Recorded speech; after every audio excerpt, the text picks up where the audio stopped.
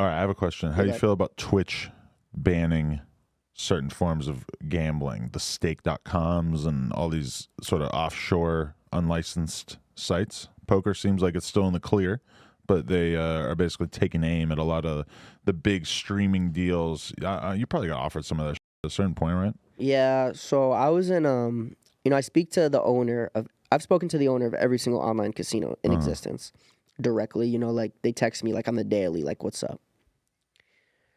I've been offered $4 million a month, everywhere from 1 million to 4 million a month.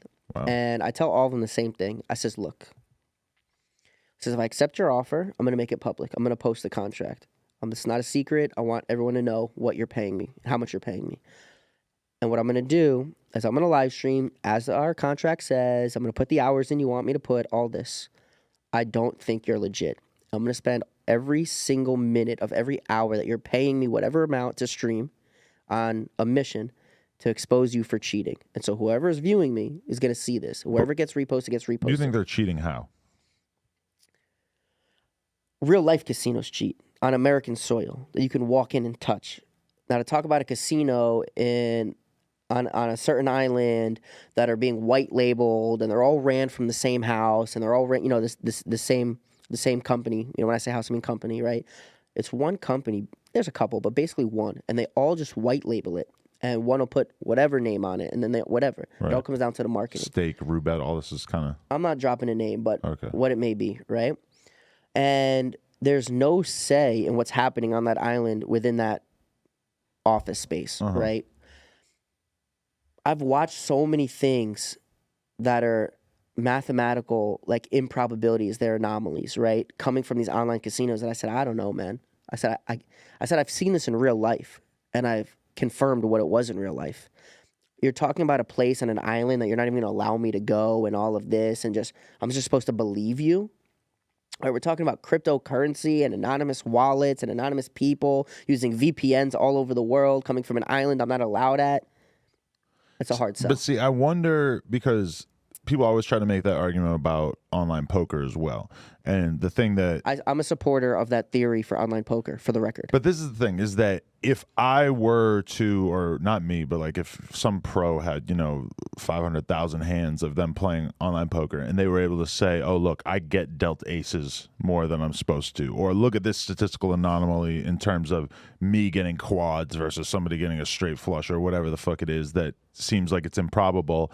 I mean, it happens all the time. But is it documented with online poker? Because I would assume that there would be so much to be gained by any player who could demonstrate this. Like, people are able to demonstrate that certain people are using RTA and playing perfectly. People are able to demonstrate that, like, oh, look at this person is playing, like, they're being ghosted at a final table because they're playing way better at this final table than they were for the rest of the day. I mean, a lot of this information's out there, so it feels like if there was any like large level of cheating going on one of these sites, that it would be pretty easy to document it, right? So the first thing is, I'm sort of the first of my kind to have like this kind of exposure coming from the gambling world. Most pro poker players, like all my buddies that won World Series bracelets, they'd be lucky if they have 1,000 followers. Like most of them don't even have a profile photo, right? They're like, what do I care? It's better for me to be anonymous. Most of them playing private games for the bulk of their money, right? Right. And it's better for them to be anonymous, right? So most poker players don't even have the place to say that. Now there's like Negreanu, who like he's like now a YouTuber and an online player. There's like Doug Polk, who like the same YouTuber or whatever, right? Theoretically, they can go on and say that. I'm gonna make this part up. I'm totally gonna lie to you right now and make this up, but I believe it's probably a truth. I believe the way a lot of the online poker is being cheated is there's hot seats, and the hot seats I think rotate and move depending on who's playing in the game. So I think if you have a Negreanu and Poke and whoever else playing on a table, I think there's going to be no hot seat. I think it's going to legitimately run like based on the standard algorithm of probability of poker hands. But I think there's a lot of other games that are being controlled by someone behind the scenes that are picking like, I'm going to let this player win. And most of them know who's who. But by the way, I have like tons of World Series of Poker bracelet players that are like my best friends that have sat with me when I've played online. Like we've all done this like together, like in a room. There'll be like, 10 of us. And we all like create new usernames, no connection to who we really are, and start playing. And we've screen recorded, and 10 out of 10 are like, this is not probable. 10 out of 10. This app, not correct. This game doesn't play correctly. We're out. So I've never exposed it. I'm not like, I don't have like real benefit to expose it. And I'm not like where I come from in the pit games versus where I come from in poker. I'm like a different figure, you know what I mean? So I don't know. I've never really done much with like my screen recordings and screenshots of the poker stuff. Right. I mean, honestly though, I've heard this theory about so many different games. Like literally yesterday, I was watching a video that my friend Mystic7 did about Pokemon Go, where he did like a comparison side by side, because they always say that you're more likely to get shinies in Pokemon Go if you make a new account.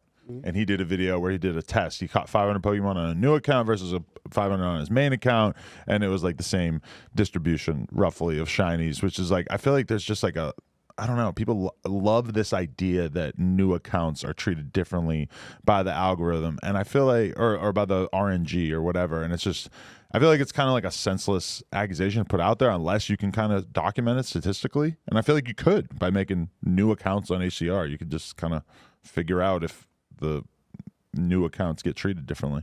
Seems unlikely to me. I think sure it could be unlikely, but I don't know, man. And maybe let's say, for example, the time that the 10 of us sat there, right? And like half of us, not me, but half of us hold a bracelet.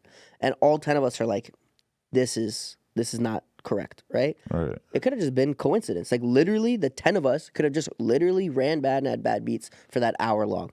I play Blitz 60NL, the six-handed fast play thing on ACR, and like on an average night, I'll sit down, watch like a podcast or two, and I'll play maybe like 500 to 1,000 hands of that. And I feel like almost every night something happens in the game that to me stands out as like, if I wasn't already under the assumption that everything's on the up and up, this would look to me like it was bullshit. Like the other day, I have pocket deuces in the big blind. The flop comes Jack, Jack, deuce. He's got jacks. He has four jacks. I have, full house. And, he could have had aces. He could have had ace jack. He could have king jack. And I lose my whole stack to him.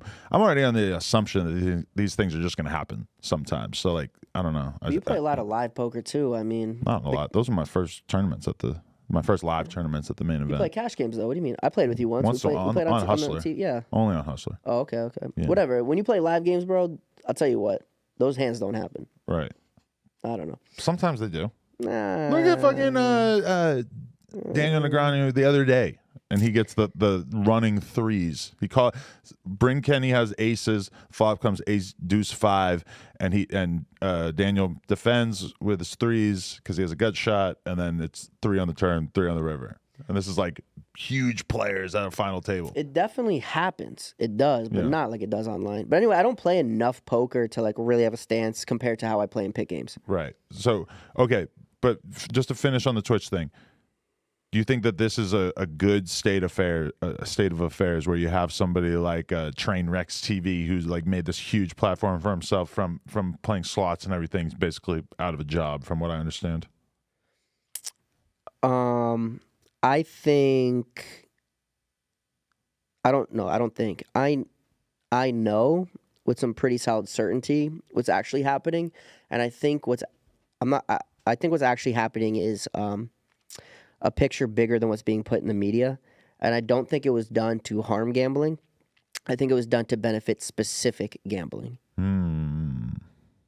That does make sense, yeah, because they still left the door open for legit gambling to take place on these sites, licensed gambling. I think there's a lot of loopholes written in the language that allow for, again, very specific situations. Well, that's what's interesting about ACR too, is that ACR is offshore, unregulated, technically, right?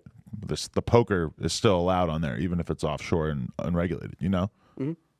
But hey, I would be heartbroken if they took ACR away from us. So, by the way, I do want to reiterate one more time. All of my casino records, the good, the bad, the ugly, are public. Everyone can go look at them. As a matter of fact, if you want it, I was going to offer this to you. We can open it again right now, and I can show you everything. Yeah, I'll check out that full send episode so I can see the doubling down on it for sure. This reminds me though of sitting here a couple days ago with Liver King and having him tell me he wasn't on steroids. I don't hit the gym. I don't have a place to say anything. I have no leg to stand on. Right. You should teach the Liver King to gamble. We'll probably make him put a shirt on to go into the casino, though. All right, people, we just hit 300,000 subscribers. You know we're trying to hit 400,000 subscribers. So that little red button, tap it, tap in. We appreciate y'all.